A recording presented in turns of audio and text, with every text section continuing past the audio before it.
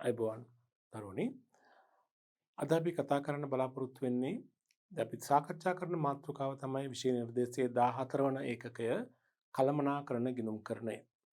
අපි පසුගිය පාඩම් ඒකක තුලින් කළමනාකරණ ගිණුම්කරණය හඳුනා ගැනීම, ඒ අවශ්‍යතාවය සහ මූල්‍ය ගිණුම්කරණය හා කළමනාකරණ ගිණුම්කරණයේ වෙනස්කම් හඳුනා ගැනීමක් කළා. අද අපි කතා කරන්නේ 14 වන පාඩමේ දෙවැනි පරිච්ඡේදය කළමනාකරණ ගිණුම්කරණයේදී පිරිවැය ආශ්‍රිත සංකල්ප විග්‍රහ කිරීම. කළමනාකරණ ගිණුම්කරණයේ තියෙන ඉතා වැදගත් පරිච්ඡේදයක් තමයි පිරිවැය කොටස. පිරිවැය ගිණුම්කරණයෙන් ලබා ගන්නා පිරිවැය ආශ්‍රිත තොරතුරු. ඉතින් මේ පිරිවැය සම්බන්ධ තොරතුරු ගණනය කිරීමේදී පිරිවැය සම්බන්ධිත සංකල්ප කිහිපයක් තිබෙනවා. පිරිවැය ආශ්‍රිත ඒ මූලික හඳුනා ගැනීම තමයි මෙම ඒකකය තුලින් අපි සාකච්ඡා කරන්න බලාපොරොත්තු වෙන්නේ. මේ අනුව බලන්න මේ පිරිවැය ආශ්‍රිත මූලික සංකල්පයට අපි කතා කරනවා පිරිවැය කියන්නේ මොකද්ද? පිරිවැය ඒකකයක් කියන්නේ මොකද්ද? පිරිවැය මධ්‍යස්ථානයක් කියන්නේ මොකද්ද කියලා කතා කරනවා. ඊළඟ විවිධ කළමනාකරණ පරමාර්ථ පදනම් කරගෙන පිරිවැය වර්ගීකරණය කතා කරනවා. ඒ අර්ථ තොග තක්සේරු කිරීමේ කාර්ය සඳහා පිරිවැය වර්ග කරන ආකාරය, තීරණ ගැනීමේ කාර්ය සඳහා පිරිවැය වර්ග කරන ආකාරය, පාලන කාර්ය සඳහා පිරිවැය වර්ග කරන ආකාරය අපි මේ පරිච්ඡේද තුලින් අධ්‍යයනය කරනවා. සංකල්ප සිතීම දිහා බැලුවොත් පිරිවැය යටතේ පිරිවැය ආශ්‍රිත මූලික සංකල්ප යටතේ පිරිවැය නිර්වචනය කරනවා, පිරිවැය ඒකක නිර්වචනය කරනවා, පිරිවැය මධ්‍යස්ථාන නිර්වචනය කරනවා, ඊළඟ පිරිවැය වර්ගීකරණය කරනවා. පිරිවැය වර්ග ඔස්සේ පදනම තමයි තොග තක්සේරු කිරීමේ කාර්ය සඳහා පිරිවැය වර්ග කරන ආකාරය කොටස් දෙකක් අපි හඳුනා ගන්නවා ඉදිරියේදී. නිෂ්පාදිත පිරිවැය හා කාලච්ඡේද පිරිවැය, ඍජු පිරිවැය සහ වක්‍ර පිරිවැය කියලා. ඒ වගේම තීරණ ගැනීමේ කාර්ය සඳහා පිරිවැය වර්ගීකරණය කරනවා. විචලන පිරිවැය හා ස්ථාවර පිරිවැය, අදාළ පිරිවැය සහ අදාළ නොවන පිරිවැය, ඒ වගේම ගිලුණු පිරිවැය සහ ආවස්තික පිරිවැය කියලා. ඊළඟ පාලන කාර්ය සඳහා පිරිවැය වර්ගීකරණය කරනවා අපි පාලනය කළ හැකි පිරිවැය හා පාලනය කළ නොහැකි පිරිවැය කියලා. මේ ආකාරයට මේ පිරිවැය ආශ්‍රිත මූලික සංකල්ප හඳුනා ගැනීම තමයි අපි මෙම පාඩම් ඒකකය තුලින් කතා කිරීමට බලාපොරොත්තු වෙන්නේ. පිරිවැය ආශ්‍රිත සංකල්ප. මෙතන පිරිවැය ගිණුම්කරණයේ නිවැරදිව අවබෝධ කර ගැනීම සඳහා මූලික වශයෙන් යොදා ගන්නා සහ වැදගත් වන ප්‍රධාන මූලික සංකල්ප රාශියක් තිබෙනවා. පිරිවැය ආශ්‍රිත. ඉන් පළවෙනි එක තමයි පිරිවැය. අපි කොස්ට් කියලා කියනවා. මොකද්ද මේ පිරිවැය කියලා කියන්නේ? අපි මේ වචනේ මූල්‍ය ගිණුම්කරණයේදී නොඑක් තැන්වලදී භාවිතා කරන්නේ වත්කමක පිරිවැය නේද? නිෂ්පාදිත පිරිවැය, විකුණුම් පිරිවැය. අපි නොඑක් තැන්වලදී මේ පිරිවැය කියන වචනේ පාවිච්චි කිරීම කළා. ඒතර මේ පිරිවැය සම්බන්ධව මේ හැම තැනටම ගැලපෙන ආකාරයට පිරිවැය කියන්නේ මොකද්ද කියන එක සම්බන්ධව පුළුල් විග්‍රහයක් අපිට මේ ආකාරයෙන් ඉදිරිපත් කරන්න පුළුවන්. මේ බලන්න. භාණ්ඩයක් නිෂ්පාදනය කිරීමට හෝ සේවාවක් ලබා ගැනීම සඳහා හෝ කැප කරන සම්පත්වල මුදල්මය වටිනාකම පිරිවැයක් කියලා අපි අදහස් කරනවා. භාණ්ඩයක් නිෂ්පාදනය කරන්න, සේවාවක් ලබා ගන්න හෝ වෙනත් වත්කමක් ලබා ගන්න වෙන්න පුළුවන්. භාණ්ඩයක් නිෂ්පාදනය කිරීමට හෝ සේවාවක් ලබා ගැනීමට හෝ වෙනත් කාර්යයක් සඳහා ඒ වෙනත් කාර්යයක් වුණා වත්කමක් මිලදී ගැනීමක් වෙන්න පුළුවන්. වත්කමක් ඉදි කිරීමක් වෙන්න පුළුවන්. භාණ්ඩයක් නිෂ්පාදනය කිරීමට හෝ සේවාවක් ලබා ගැනීමට හෝ වෙනත් කාර්යයක් සඳහා කැප කරන, වැය කරන සම්පත් වල මූල්‍යමය වටිනාකම අපි කියනවා පිරිවැය කියලා. අපි මේක වෙනම ගත්තොත් දැන් භාණ්ඩයක් නිෂ්පාදනය කිරීම සඳහා නම් භාණ්ඩ නිෂ්පාදනය කිරීමෙන් වැය කරන සම්පත් නොඑක ආකාරයේ සම්පත් වැය කරනවානේ. අමුද්‍රව්‍ය වැය කරනවා, ශ්‍රමය වැය කරනවා නේද? මේ සම්පත් වල මූල්‍යමය වටිනාකම පිරිවැය. සේවාවක් ලබා ගැනීම වෙනුවෙන් අපි වැය කරන සම්පත් වල මූල්‍ය වටිනාකම සමාන සම්පත් මුදල් වෙන්න පුළුවන්, මුදල් නොවන වත්කම් වෙන්න පුළුවන්. වෙනත් කාර්යයක් කියලා කිව්වම ව්‍යාපාරයක යම්කිසි දෙපාර්තමේන්තුවක් අංශයක් පවත්වාගෙන යාම සඳහා වෙන්න පුළුවන්. වත්කමක් අත්පත් කර ගැනීම සඳහා වෙන්න පුළුවන්. ඒ වෙනුවෙන් වැය කළ සම්පත් වල මූල්‍ය වටිනාකම. තොර මේ ආකාරයට පුළුල් නිර්වචනයක් අපිට පිරිවැයක් සම්බන්ධව ඉදිරිපත් කරන්න පුළුවන්. නේද? අපි කෙටියෙන් ද නිෂ්පාදනයක් සම්බන්ධ ප්‍රයෝග නිෂ්පාදන කටයුතු වෙනුවෙන් වැය කළ සම්පත් වල මූල්‍ය වටිනාකම. වත්කමක පිරිවැය කියලා අපි එහෙම වෙන් කළ හඳුනාගත්තොත් වත්කමක් ලබා ගැනීම වෙනුවෙන් වැය කළ සම්පත් වල මූල්‍ය වටිනාකම. සේවාවක පිරිවැය කියලා වෙනම අපි කිව්වොත් සේවාව ලබා ගැනීම සඳහා වැය කළ සම්පත් වල මූල්‍ය වටිනාකම.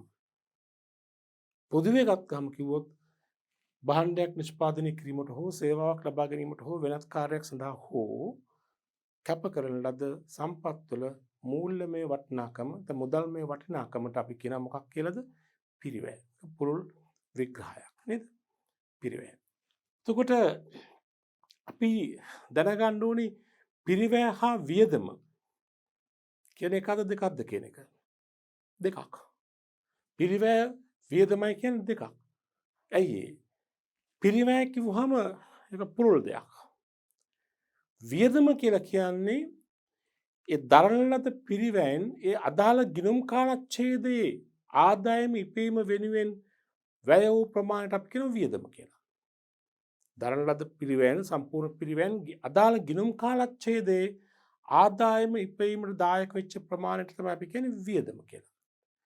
දැන් අපි යන්ත්‍රයක් මිලට ගන්නවා රුපියල් ලක්ෂ 10ක් දීලා. ඒක යන්ත්‍රයේ පිරිවැය. යන්ත්‍රයේ ආයු කාලය අපි දුන්නා අවුරුදු 10යි කියලා. ලක්ෂ 10ක් දීලා ගත්ත යන්ත්‍රයෙන් ආයු කාලය අවුරුදු 10යි. අපි දල වශයෙන් 10න් බෙදුවොත් එක අවුරුද්දක ආදායම ඉපීම සඳහා යන්ත්‍රය වැය කරන රුපියල් ලක්ෂයක්. අන්න වියදම. යන්ත්‍රයේ වාර්ෂික ෂෙයා වියදම. පැහැදිලිද? ඒතර පිරිවැය පුළුල් දෙයක්. පිරිවැයෙන් කොටසක් තමයි වියදම් වශයෙන් අපි හඳුනාගන්නේ. ප්‍රධානම දේ පිරිවැය. ඒ ගිණුම් කාලත් ඒ දරන ලද සම්පූර්ණ පිරිවැය ගිණුම් කාලච්ඡේදයේ සම්පූර්ණයෙන්ම ප්‍රයෝජනට අරගෙන නම් ඒක පිරිවැය සමානයි වියදම. රුපියල් ලක්ෂයක භාණ්ඩ ගත්තා ලක්ෂයෙන් භාණ්ඩ වික්කා. භාණ්ඩ වල පිරිවැය ලක්ෂයයි විකුණු වල පිරිවැය ලක්ෂයයි. ලක්ෂයක භාණ්ඩ ගත්තා 80000ක භාණ්ඩ වික්කලම් විකුණුම් පිරිවැය 80000. ඒක තමයි වියදම. ඉතිරි තොගේ 20000 වත්කමක් වෙනවා. ඒතර පිරිවැය කොටසක් වියදමක් වෙනවා කොටසක් වත්කමක් වෙනවා. දැන් මේ පිරිවැය ගත්තාම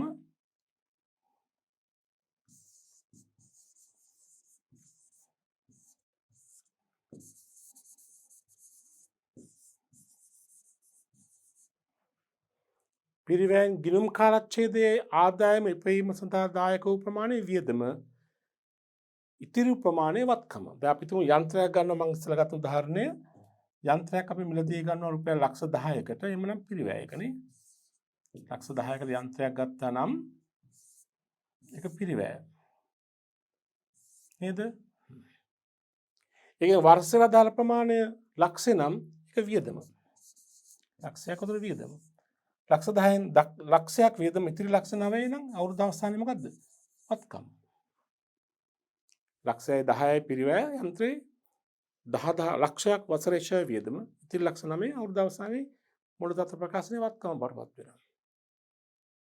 ඒතර පිරිවැය තමයි අවසානයේ වියදමක් වෙන්නේ අවසානයේ වත්කමක් වෙන්නේ. පැහැදිලිද? හරි. ඒතර පිරිවැය කියන එකේ අදහස පැහැදිලියි. ඊළඟ යෙදුම තමයි අපි ඒ පිරිවැය සම්බන්ධ තවත් උදාහරණයක් අපි සලකා බලමු. සීමා සහිත ද බ්ලොග්ගල් සමාගම බ්ලොග්ගල් 10000ක් නිපදවීම සඳහා රුපියල් 60000ක අමුද්‍රව්‍යද රුපියල් 80000ක ශ්‍රමයේද රුපියල් 20000ක අනෙකුත් වියදම් දරා ඇත. සමාගම බ්ලොග්ගල් නිපදවීමේ පිරිවැය කොපමණද?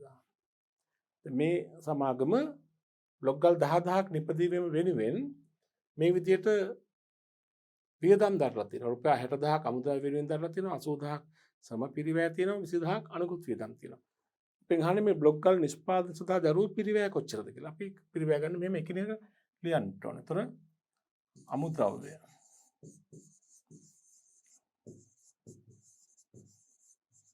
අමුද්‍රව්‍ය පිරිවැය කීයද රුපියල් 60000යි නේද? ඊළඟට ශ්‍රම පිරිවැය තියෙන 20000ක් නේ. ඒක මෙහෙම ශ්‍රම පිරිවැය 20000ක් තියෙනවා නේ. ඊළඟට අනෙකුත් වියදම් තියෙනවා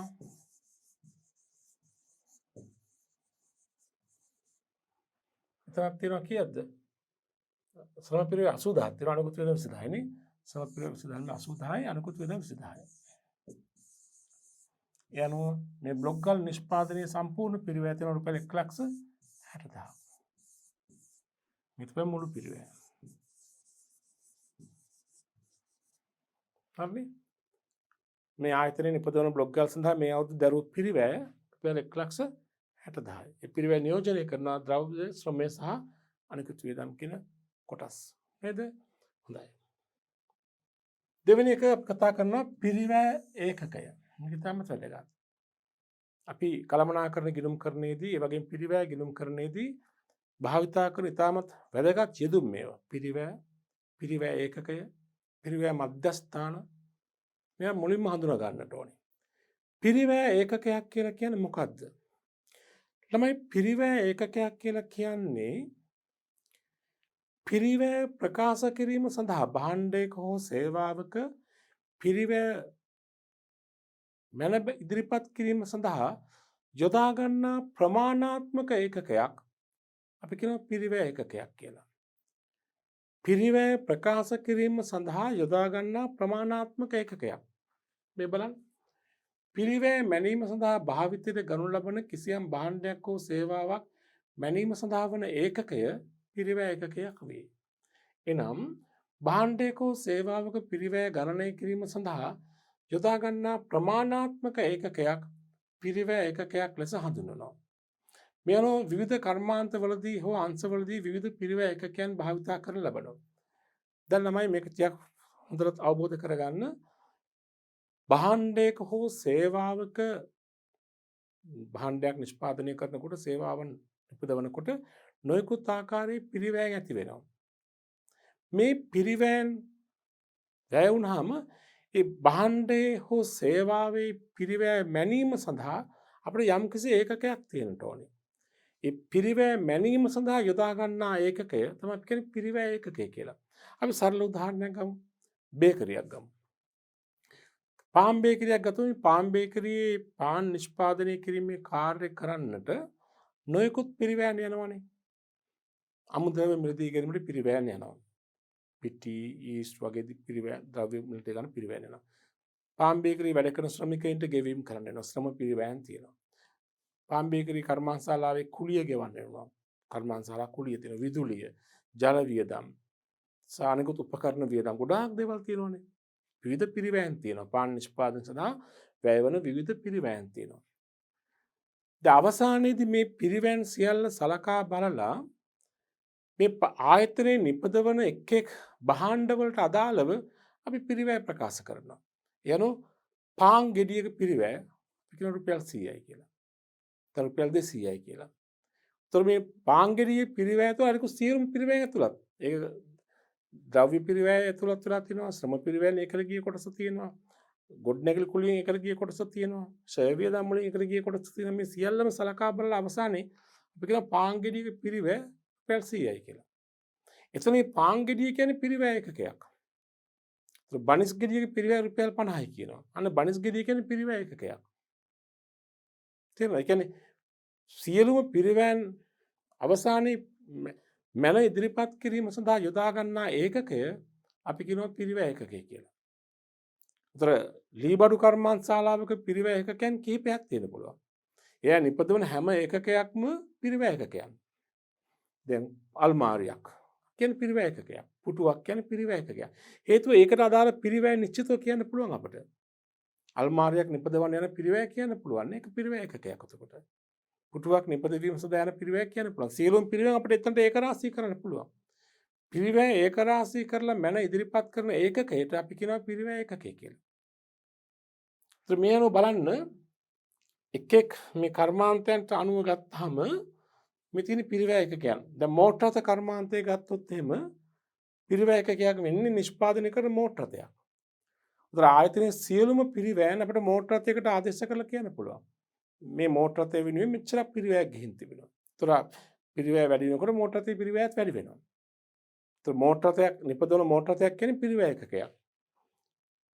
ඇඟලුම් කම්මලක් ගත්තොත් එහෙම නිමැදුම් ඇඟලුම් කම්මලක් ගත්තොත් එහෙම නිෂ්පාදනය කරන ඇඟලුමක් තමයි පිරිවැය ඒකකයක් වෙන්නේ. කමිසයක්, ටී-ෂර්ට් එකක්, ගවුමක් පිරිවැය ඒකක. වැලි කොට දමන ආයතනයක පිරිවැය ඒකකයක් අපි කියන්නේ වැලි කියුබ් එකක්. දැන් බලන්න වැලි කියුබ් එකනේ මිල ප්‍රකාශ කරන්නේ. වැලි කියුබ් එක රුපියල් 10000යි. රුපියල් 12000යි. අපි කියනවානේ. බ්ලොග් ගල් නිෂ්පාදනය කරන ආයතනයක පිරිවැය එකකයක් වන්නේ ඉපදවන බ්ලොග් ගලක්. ඒත් මිල කියන්නේ අපි බ්ලොග් ගලට දාලා. මෙන්න මෙච්චර මිලක් පිරිවැයක් යනවා කියලා. පාසලක පිරිවැය එක කියලා කියන්නේ ලියාපදිංචිලත් ශිෂ්‍යයෙක්. එක ශිෂ්‍යයෙක් වෙනින් මෙන්න මෙච්චර පිරිවැයක් අපිට යනවා. වසරක පාසල පවත්වාගෙන යාමට ශිෂ්‍යයෙකු වෙනුවෙන් දැරීමට සිදුවන පිරිවැය මෙන්න මේකයි. ශිෂ්‍යයෙක් කියන්නේ පිරිවැය එකකයක්. ලීබඩු කර්මාන්තයක නිපදවන ආයතනයක නිපදවන ලීබඩු වර්ග. අල්මාරියක්, ඇඳක්, පුටුවක්, මේසයක් ඒ පිරිවැය එකක. විදුලිය ලබා දෙන ආයතනයක පිරිවැය කියලා කියන්නේ කිලෝවොට් එකක්. 1 කිලෝවොට් එකක පිරිවැය මෙච්චරයි කියලා කියනවා. ඔය ආකාරයට අපිට භාණ්ඩ හා සේවා නිපදවන ආයතනවල පිරිවැය එකකයන් හඳුනන්න පුළුවන්. දැන් ප්‍රවාහන සමාගමක පිරිවැය එකකයක් වන්නේ ධාවන සතපුමක්, ධාවන කිලෝමීටරයක්.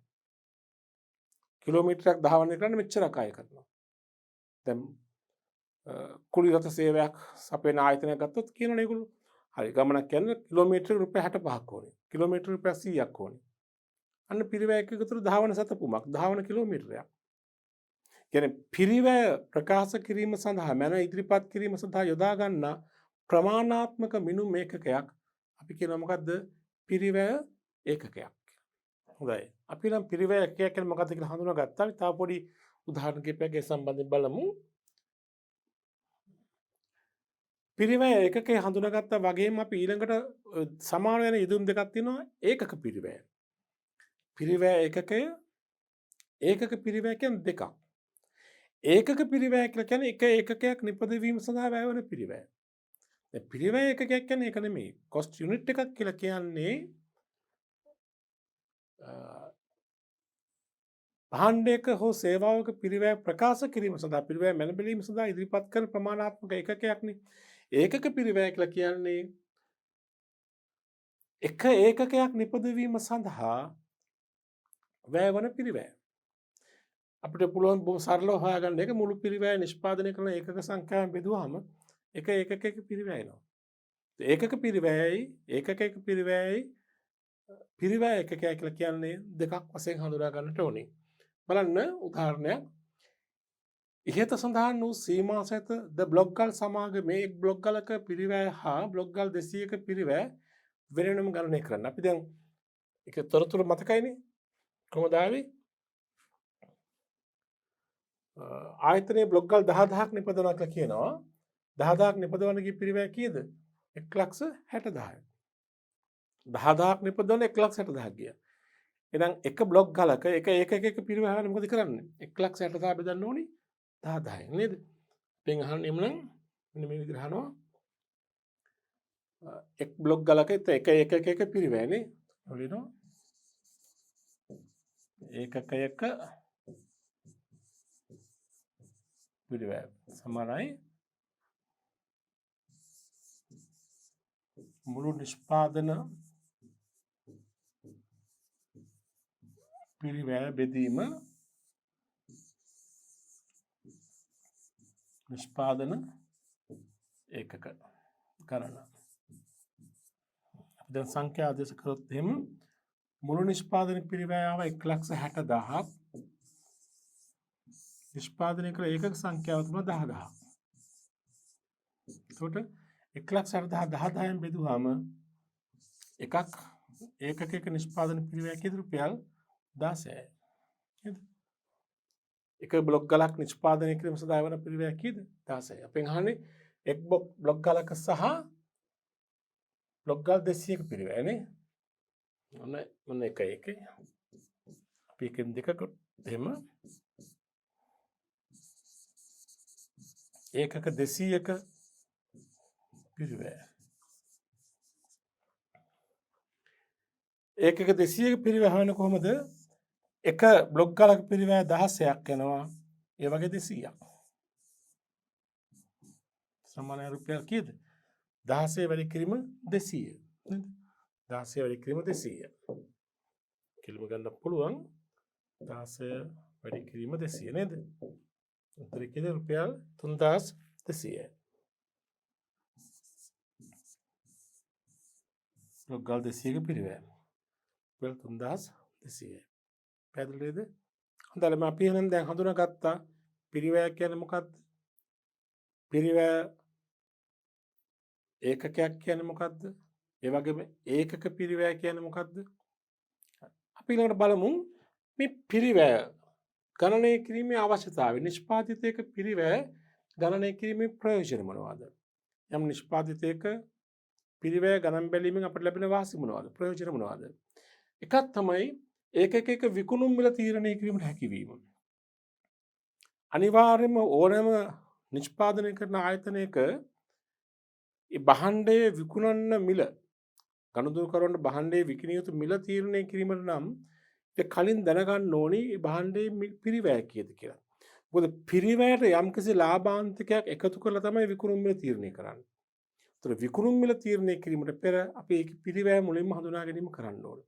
නිසා පිරිවැය හඳුනා ගැනීමේ තියෙන එක ප්‍රයෝජනයක් තමයි ආයතනයේ භාණ්ඩවල මිල විකුණුම් මිල තීරණය කිරීමට උපකාර වීම, හැකියවීම. දෙක පිරිවැය පාලනය කිරීමට. ව්‍යාපාරවල මේ පිරිවැයන් මනා ලෙස පාලනයක් කිරීම කළොත් තමයි ආයතනයේ ලාභ උපරිම කරගන්න පුළුවන් වෙන්නේ. නැත්නම් පිරිවැය අධික වීමෙන්, පිරිවැය අනවශ්‍ය ලෙස වැය වීමෙන් ව්‍යාපාරයට පාඩුවක් වෙන්න පුළුවන්.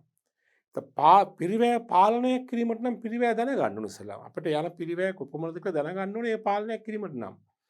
පාලනයක් ඇති කිරීමට නම් පිරිවැය දැන ගැනීම කරන්න ඕනි. ඒකේ නම් පිරිවැය දැන ගැනීම එක අරමුණක්, අවශ්‍යතාවයක්. තොග අගය කිරීමට. ව්‍යාපාරයක ප්‍රධානතම වත්කමක් තමයි තොගය. මේ ව්‍යාපාරයේ තොගය අනිවාර්යයෙන්ම අගය කරන්න ඕනේ, ගණනය කරන්නට ඕනේ. තොග අගය කිරීම සඳහා අනිවාර්යයෙන්ම මේ පිරිවැය, ඒ ඉතිරි තොගේ පිරිවැය අපි හඳුනා ගන්න ඕනේ. පිරිවැය තොග දැන් තොග දැන් මූල්‍ය ගිණුම් කරන දුනත් පිරිවැය සුද්ධ ප්‍රලබ්ධකදී කපහැරීම නම් ඉස්සරහ පිරිවැය දැනගන්න ඉපේ. ඊට පස්සේ සුද්ධ ප්‍රලබ්ධක බල වෙනස කපහැරීම කරන්න. දැන් පිරිවැය දැනගැනීමේ ප්‍රධානම අරමුණ තමයි ඔය ඉක්ම සඳහන් කළේ. භාණ්ඩයේ විකිණිය යුතු මිල තීරණය කරන්නට, පිරිවැය පාලනය කිරීමට, තොග ආගණනයේ කාර්යයට පිරිවැය දැනගැනීමේ අවශ්‍යතාවයක් තිබෙනවා. හොඳයි. දැන් මම කිව්වා භාණ්ඩයක විකුණුම් මිල හැදෙන්නේ පිරිවැයට යම්කිසි ලාභයක් එකතු කරලා. භාණ්ඩයක විකුණුම් මිල සකස් වන ආකාරය මෙහිමයි. පිරිවැය ධන ලාභය සමානයි විකුණුම් මිල. මුලින්ම පිරිවැය දැනගන්නවා. ඒකට ආයතනයේ ලාභාන්තික එකතු කරනවා. සමහරවිට ප්‍රතිශතයක් වෙන්න පුළුවන්, නිශ්චිත ඉලක්කමක් වෙන්න පුළුවන්. කෙසේ නමුත් පිරිවැයට ලාභය එකතු කළාම තමයි භාණ්ඩයේ විකිණිය යුතු මිල තීරණය වෙන්නේ. මේ බලන්න. දැන් මෙතන කියනවා නිෂ්පාදන පිරිවැයට ලාභාන්තිකයක් එකතු කළ පසු ලැබෙන වටිනාකම තමයි විකුණුම් මිල කියලා කියන්නේ. selling price කියලා අපි කියන්නේ. පිරිවැය දන ලාභය සමානයි විකුණුම් මිල. right? අපි කලින් උදාහරණය බලමු. සීමාසත ද බ්ලොග්ගල් සමාගම ඒකකයක රුපියල් 5ක ලාභාන්තිකයක් තබාගෙන නම් බ්ලොග්ගලක විකුණුම් මිල කීයද? ඒතර විකුණුම් මිල ගන්න මම සඳහන් කළ පරිදි පිරිවැය ධන ලාභය සමානයි විකුණුම් මිල නේද? ඒතර බ්ලොග්ගලක පිරිවැය අපි කලින් හොයාගත්තා කීයද? රුපියල් 16 නේද? බ්ලොග්ගලක පිරිවැය අපි හොයාගත්ත රුපියල් 16යි කියලා. 16යි පිරිවැය ධන ලාභය එක ගලකට රුපියල් කීයක් තියෙනවද ලාභය? 5ක්. එහෙනම් 16 5යි නම් මේගොල්ලෝ බ්ලොග්ගලක් විකුණන රුපියල් කීයද? 21යි. විකුණු මිල රුපියල් 21යි එතකොට. හරි නේද? හොඳයි. උදාහරණ දෙවෙනි ප්‍රශ්නේ අහනවා මෙහෙම. බ්ලොග්ගල 8000ක විකුණුම් මිල කීයද? ඒතර එක බ්ලොග්ගලක විකුණුම් මිල කීයද ආවේ? රුපියල් 21යි 8000ක විකුණුම් මිල නේද? එහෙනම් මෙහෙම ගන්නේ 8 වැඩි කිරීම සමාන 8 නෙමෙයි එකක් 21යිනේ 21 වැඩි කිරීම 8000. ඒතර බ්ලොග් 8000ක විකුණුම් මිල වෙන්නේ 21 වැඩි කිරීම 8000 නේද? 21 වැඩි කිරීම 8000. උත්තරය 1,68,000යි.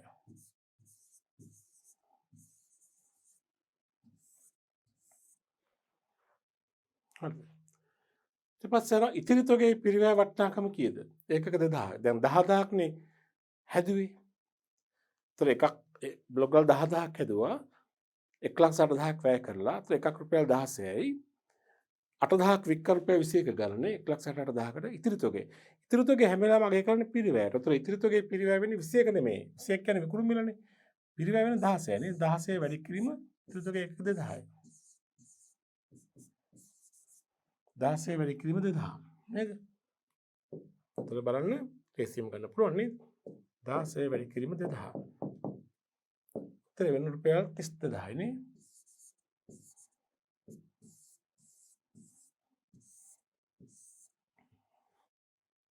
ඔන්න ඔය ආකාරයට තමයි ඔය විදිහට පිරිවැය හඳුනාගෙන මේ ගණනය කිරීම කරන්නේ. හොඳයි. අපි ඊළඟට කතා කරන්න බලාපොරොත්තු වෙනවා ඊළඟ සංකල්පයේ වශයෙන් පිරිවැය සම්බන්ධව පිරිවැය මධ්‍යස්ථානය. cost centers. පිරිවැය මධ්‍යස්ථානය කියන්නේ මොකක්ද? මොකද පිරිවැය කළමනාකරන ගිණුම් කරන්නේදී අපිට නිතරම වැදගත් වෙන වචන ඕවා. පිරිවැය ඒකකය, පිරිවැය මධ්‍යස්ථාන කියන එක. තමයි පිරිවැය මධ්‍යස්ථානයක් කියලා කියන්නේ දැන් ව්‍යාපාරයක අපි අවසාන වශයෙන් පිරිවැය ප්‍රකාශ කරන මිනුම තමයි පිරිවැය ඒකකය.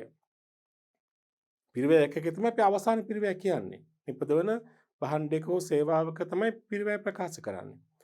දැන් මේ පිරිවැය ඒකකයන්ට අදාළව පිරිවැය බෙදහැරීමට නම් පිරිවැය ප්‍රකාශ කිරීමට නම් ඊට කලින් ආයතනයේ විවිධ වූ පිරිවැයන් ඒක රාශී කරන්න ඕනේ. උතර මේ පිරිවැය ඒකක අතර පිරිවැය බෙදහැරීමට පෙර පිරිවැය එක්රැස් කරන අතරමැදි අවස්ථාවන් අපි කියනවා පිරිවැය මධ්‍යස්ථාන කියලා. ඒ අතරමැදි අවස්ථා සමහරට ස්ථානයක් වෙන්න පුළුවන්, යම් පුද්ගලයෙක් වෙන්න පුළුවන්, යම් කිසි උපකරණයක් වෙන්න පුළුවන්, මේ සියල්ලගේම එකතුවක් වෙන්න පුළුවන්. උතර පිරිවැය ඒකරාශී කළ හැකි යම් කිසි ස්ථානයක් අපි කියනවා පිරිවැය මධ්‍යස්ථානයක් කියලා.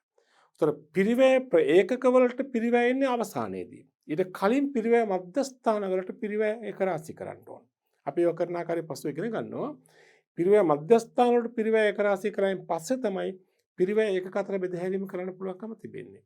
උතර මේ බලන්න පිරිවැය ඒකකයන් අතර බෙදා වෙන් කිරීම සඳහා පිරිවැය ඒකරාශී කරන ස්ථානයක්, පුද්ගලයෙක්, අංශයක්, යන්ත්‍රයක් හෝ සේවා ස්ථානයක් අපි කියනවා පිරිවැය මධ්‍යස්ථානයක් කියලා. එනම් පිරිවැය හඳුනා ගැනීමට හා පිරිවැය කළමනාකාරීත්වයට සම්බන්ධ වන පිරිවැය ඒකකවලට අදාළව කිසියම් නිෂ්පාදන හෝ සේවා ස්ථානයක්, කාර්යයක්, උපකරණයක්, පුද්ගලයෙක් අපි කියනවා පිරිවැය මධ්‍යස්ථානයක් කියලා.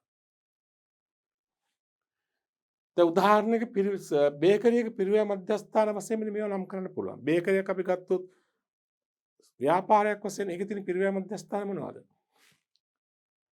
නම් කළ නිෂ්පාදන අංශයක්, පාන් පුළුස්සන අංශය. හරිද? පිරිවැය මධ්‍යස්ථානයක්. සහායක අංශයක්, අමුද්‍රව්‍ය මිලදී ගැනීමේ අංශය. එතන ගබඩාව, අමුද්‍රව්‍ය ගබඩාව, තව පිරිවැය මධ්‍යස්ථානයක්. නම් කළ යන්ත්‍රයක්, උඳුන, ඒක පිරිවැය මධ්‍යස්ථානයක්. තැනැත්තෙක්, බේකරියේ කළමනාකරු, පිරිවැය මධ්‍යස්ථානයක්. කියන්නේ පිරිවැය එක්රැස් කළ හැකි ස්ථානයක්, පුද්ගලයෙක්, උපකරණයක් වේ නම් ඒක අපි කියනවා පිරිවැය මධ්‍යස්ථානයක් කියලා. දැන් පාසලක් ගත්තොත් එහෙම ඔබට හුරු පුරුදු තැනක්නේ පාසල. පාසලක පිරිවැය මධ්‍යස්ථාන ගණනාවක් තියෙනවා. පාසලේ යන පිරිවැය ඒකරාශී කළ හැකි ස්ථාන. අපි තුමු පාසලේ තියෙනවා විද්‍යාගාරයක්. ඒ විද්‍යාගාරයේ පිරිවැය මධ්‍යස්ථානයක්. ක්‍රීඩාංගණයක් තියෙනවා. මේ ක්‍රීඩාංගණය කියන්නේ පිරිවැය මධ්‍යස්ථානයක්.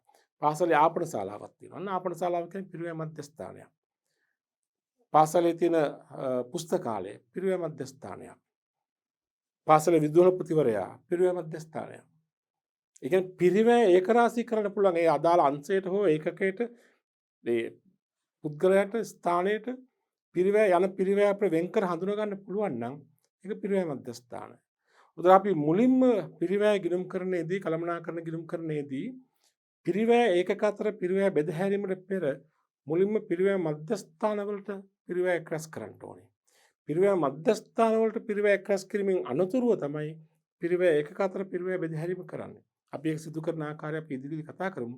දැනට මතක තියාගන්න පිරිවැය මධ්‍යස්ථානයක් කියන්නේ පිරිවැය ඒකරාශී කළ හැකි ස්ථානයක්.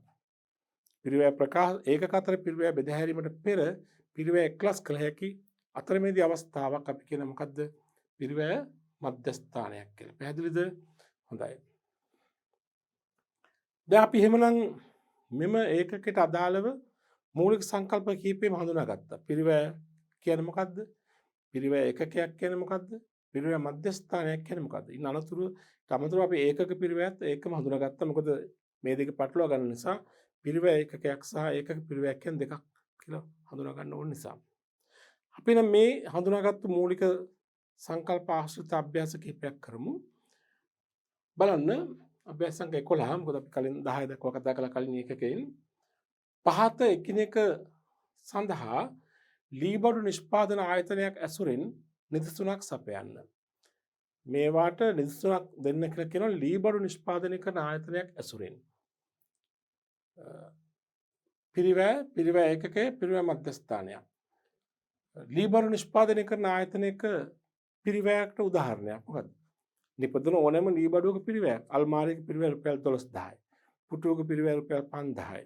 ඇඳක පිරිවැය රුපියල් 20000යි. ආදී වශයෙන් කියන්න පුළුවන් නේ. අපි මෙම අල්මාරියක පිරිවැය රුපියල් 25000යි. ඒක උදාහරණයක් අහලා තියෙන්නේ.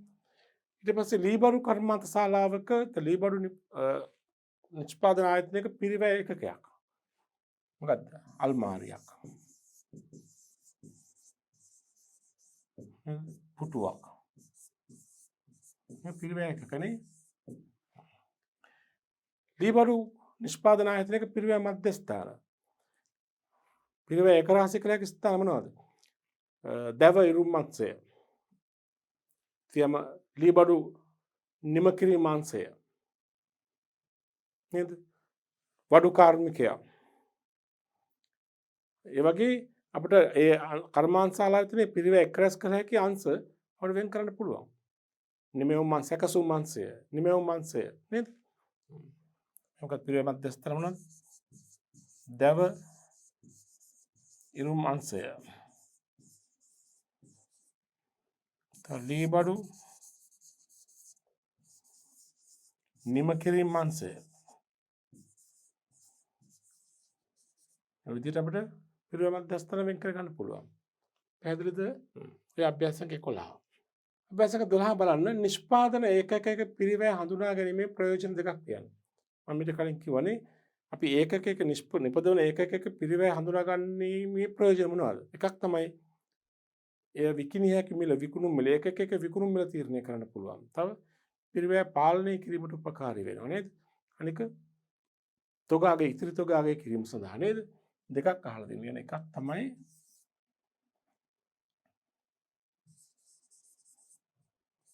ඒකකයක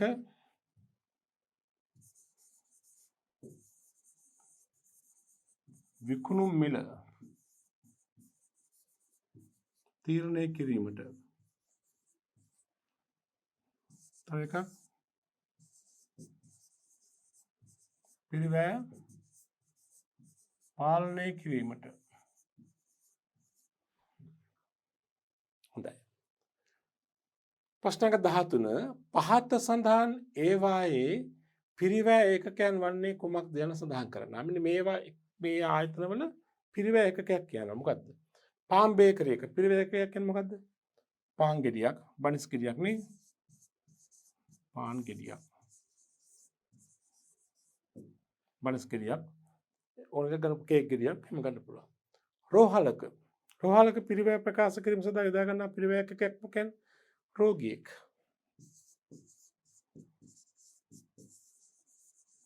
අපිට කියනවා වසරකට එක රෝගියෙක් සඳහා වන පිරිවැය. රෝහලක රෝගියෙක් නඩත්තු කිරීම සඳහා යන පිරිවැය මෙන්න මෙච්චරයි කියලා කියනවා. පිරිවැය එකක රෝගියෙක්. විදුලි සපයන ආයතනයක අවසන් පිරිවැය ප්‍රකාශනය කරන මෙන්න මොකද්ද? කිලෝවොට් එකක්. කිලෝවොට් එකක් නේ වෙනුවෙන් මෙච්චර පිරිවැයක් වැය වෙනවා.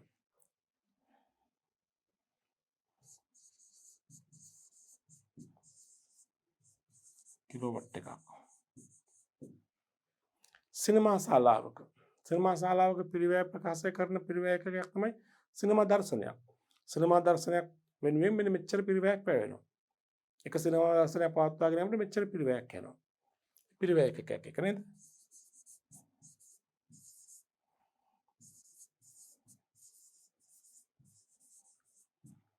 දර්ශනයක්. හොඳයි. ප්‍රශ්න අංක 14 පිරිවැය ගිණුම් කරණයේදී පිරිවැය නිර්වචනය කරනුයේ මේ පහෙන් වඩා නිවැරදි එකක් අපෙන් අහන්නේ. ගෙවන ලද වියදමක් වශයෙන් නිශ්චිත කටයුත්තක් සඳහා යොදාගත් සම්පත් වල මූල්‍යමය වටිනාකම වශයෙන් වත්කමක් මිලදී ගැනීම වෙනුවෙන් ගෙවූ මිලක් වශයෙන් ස්ථාවර වත්කම් වල ඓතිහාසික වටිනාකම වශයෙන් ඊට කිසිවක් නොවේ. මේ උත්තර පහෙන් වඩාත්ම නිවැරදි උත්තරය මොකද්ද? පිරිවැය සම්බන්ධයෙන්.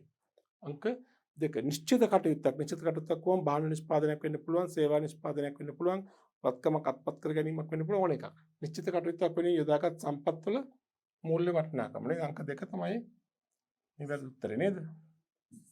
පිරිවැය කියන එක සම්බන්ධව. හොඳයි. අංක 15 බලන්න. කළමනාකරණ ගිණුම් කරණයේදී පිරිවැය යන්න වඩාත් හොඳින් විස්තර කළ හැකි වන්නේ. නැවතත් අහනවා. කළමනාකරණ ගිණුම් කරණයේදී පිරිවැය කියන එකට වඩාත් හොඳින් විස්තර කරන යෙදුම වන්නේ 1. ව්‍යාපාර ආයතනයක අත්පත් කරගෙන ඇති වත්කම් වෙනුවෙන් මුදලින් ගෙවා ඇති අගයයි. අත්පත් කරගත් වත්කම් වෙනුවෙන් මුදලින් ගෙවා ඇති අගය. දැන් පිරිවැය කියලා කිව්වම පුළුල් අර්ථය කියන්නේ වත්කම් වල පමණක් නෙමෙයි වත්කම් නිෂ්පාදනයක් වෙනුවෙන් සේවාවක් වෙනුවෙන් ඔක්කොම එන්න ඕනේ. මේක වත්කම් වල පමණක් වුණසයි ගන්න බෑ. දෙක නිෂ්පාදන ආයතනයක භාණ්ඩ නිපදවීමට අත්පත් කර නැති මුළු අමුද්‍රව්‍ය වටිනාකම. ඒක පාටුවේ නිෂ්පාදන අමුද්‍රව්‍ය වල විතරයි කියන්නේ. කළමනාකරණ ගිණුම් කරන්නේ පුළුල් අර්ථකථනයක් දෙන්න නේද? 3 භාණ්ඩයක් නිපදවීමේදී හෝ සේවාවක් සැපයීමේදී වැය කරන ලද සම්පත් වල මුදල්මය වටිනාකම. ඒක ගන්න පුළුවන් නේද? ඒක සියල්ල ආවරණය වෙලා තියෙනව නේද? 4 නිශ්චිත ආදායමක් උපයා ගැනීම සඳහා අදාළ වන්නා වූ පිරිවැය. ආදායම උපයීම සඳහා දරන්නා වූ පිරිවැය කියන්නේ වියදම නේද? පිරිවැය නෙමෙයි. 5 නිෂ්පාදන ආයතනක දරූ පිරිවැයට ලාභයක් එකතු කර පසු ලැබෙන අගය. ඒක අපි කියන්නේ විකුණුම් මිල කියලා නේද? දැන් මෙතින්දි පිරිවැය කියන එක මේ ප්‍රකාශන පහෙන් කළමනාකරණ ගිණුම් කරන්නේදී පිරිවැය කියන එක නිර්වචනය වන ආකාරය දැක්වෙන්නේ පිළිතුරු අංක 3. 16 බලන්න. පිරිවැය ඒකකයක් යනු මේ පහෙන් මොකක්ද කියලා අහනවා. යන්ත්‍රයක් ක්‍රියාත්මක කිරීමේ පැයක පිරිවැය. පාවිච්චි කරන ලද විදුලි බල්බවල ඒකකවල පිරිවැය. පිරිවැය ගණනය කරනු ලබන භාණ්ඩ හෝ සේවා ඒකකයකි. නිමවුම ගණනය කිරීමේ සම්මත ඒකකයකි. ඒකකයකට අදාළ පිරිවැය. පිරිවැය ඒකකයක් කියන එකේ මේ පහෙන් වඩාත්ම නිවැරදි උත්තරය මොකද? අංක 3. පිරිවැය ගණනය කරනු ලබන භාණ්ඩයක් හෝ සේවා ඒකකයක්. ඒක තමයි පිරිවැය ඒකකයක් කියලා කියන්නේ නේද? 17 මෝටරත කර්මාන්තයේ නිෂ්පාදිත මෝටරතයක් හැඳින්වීමට වඩාත්ම සුදුසු වන්නේ මෝටරත නිෂ්පාදිත මෝටරතයක් හඳුන්වන්න වඩා සුදුසු මෝටරත කර්මාන්තයේ නිෂ්පාදිත මෝටරතයක් හැඳින්වීමට මෝටරත කර්මාන්තයේ නියුතු ආයතනයක නිෂ්පාදිත මෝටරතයක් හැඳින්වීමට වඩා සුදුසු වන්නේ ඒක පිරිවැය මධ්‍යස්ථානයක්, පිරිවැය මූලිකාංගයක්, ඒකකයක පිරිවැයක්, පිරිවැය ඒකකයක් පිරිවැය.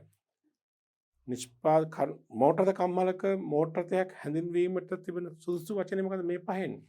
පිරිවැය ඒකකය. පිරිවැය ඒකක. නිෂ්පාදිත කම්මලක මෝටරතයක් කියන්නේ මොකද්ද? පිරිවැය ඒකකයක් නේ. පිළිතුරු අංක 4 නිවැරදි. මේ බලන්න පිරිවැය ඒකකයක් යනු අහන මේ පහෙන් පිරිවැය ඒකකයක් කියන එක සම්බන්ධයෙන් වඩාත්ම නිවැරදි පිළිතුර. 1 නිෂ්පාදිත ඒකකයක පිරිවැය. නිෂ්පාදිත ඒකකයක පිරිවැය කියන්නේ පිරිවැය ඒකකයක් නෙමෙයි කියලා ඒකකයක පිරිවැයනේ. 2 වෙනමම පිරිවැය මිනුම් කිරීමක් සිදු කිරීම අවශ්‍ය කරන ලබන ඕනෑම ක්‍රියාවක් හෝ දෙයක්. ඒ කියන්නේ පිරිවැය ප්‍රකාශ කිරීම අවශ්‍ය කරන ඕනෑම දෙයක් නේ. ඒක කතාව හරියට වෙනමම පිරිවැය මිනුම් කිරීමක් සිදු කිරීම අවශ්‍ය කරන ඕනෑම ක්‍රියාවක් හෝ දෙයක්.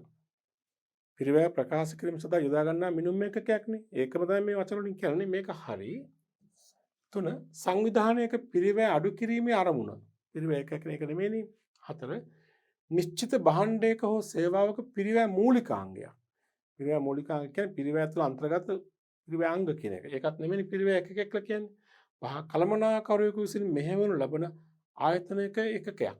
ආයතන එකකයක්. මේ ප්‍රකාශන පහෙන් පිරිවැය එකකයක් සම්බන්ධ හරි ප්‍රකාශනය වෙන්නේ අංක 2.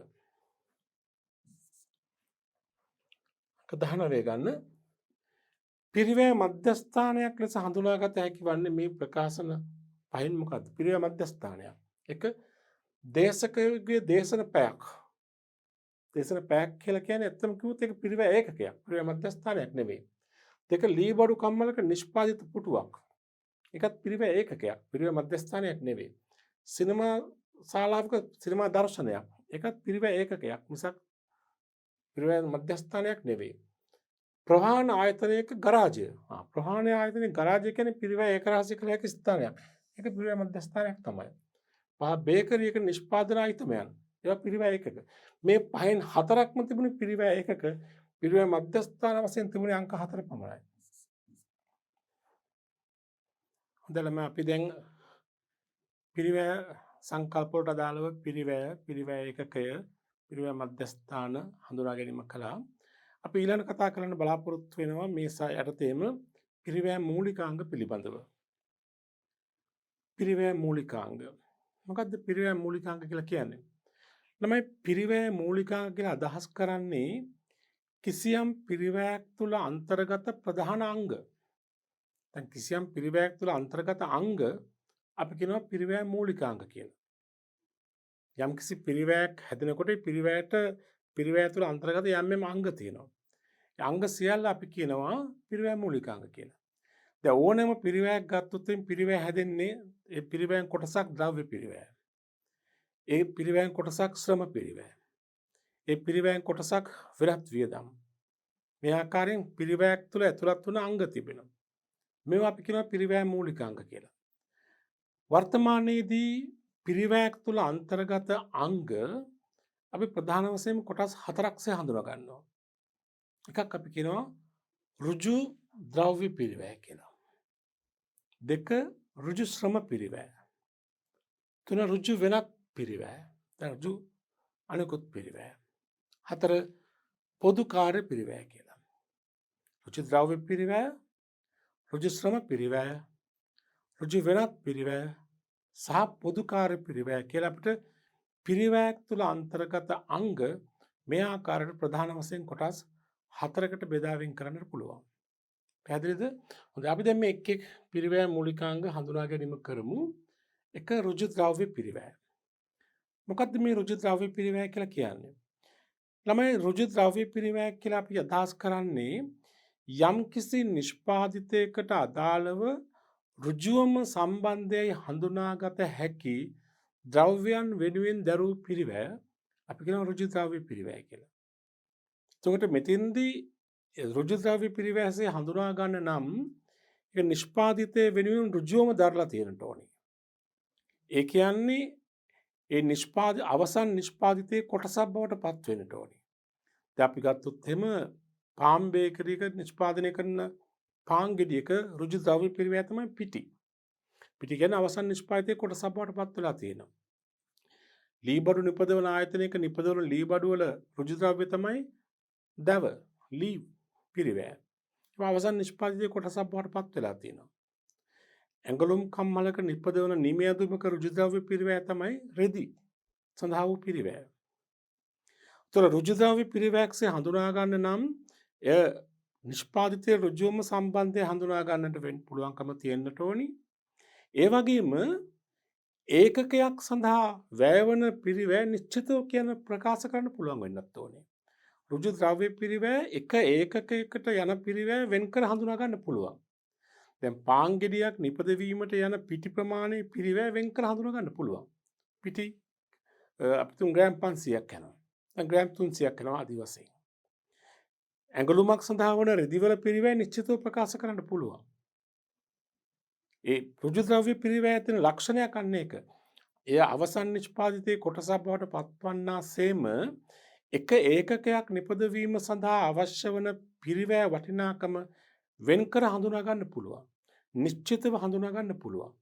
මේ අනුව ඒකකයක් සඳහා වැය වෙන පිරිවැය නිශ්චිතව හඳුනාගත හැකි අවසන් නිෂ්පාදිතයේ කොටසක් බවට පත්වන පිරිවැයන් අපි කියනවා ඍජු ද්‍රව්‍ය පිරිවැය කියලා. මේ බලන්න.